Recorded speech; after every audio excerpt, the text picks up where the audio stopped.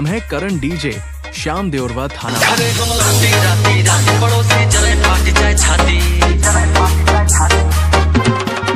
घरे हम लौटी राती राती पड़ोसी जले फाट जाए छाती। स्कॉर्पियो पर लाइक पूरा रोड चले हम छाती।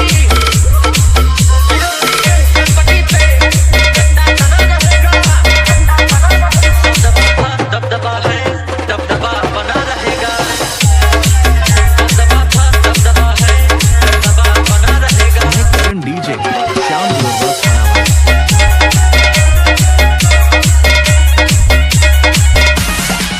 मुहारे जुआ शक्ति की बैठक बने रोज रोज पुकार। मुहारे जुआ शक्ति की बैठक बने रोज रोज पुकार। मच्छी हक्का धक्का भय जिला में फैला फोटो का।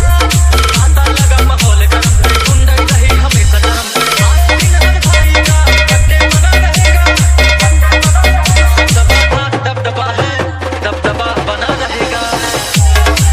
दबदबा था दबदबा है दबदबा बना रहेगा। श्याम देओरवा थाना।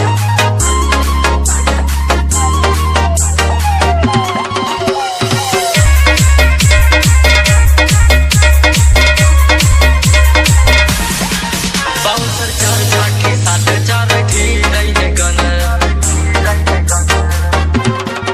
बाउंसर चार चार के साथ चार थी रही है गन। साथ से तुम लेके घूमी धक्का कभी है जिला कमिश्नर। कोई न धक्की मुक्का है नाम देंगे पक्का है। सपना तुम्हारे भाई का एकदम बना रहेगा। दबदबा है दबदबा बना रहेगा।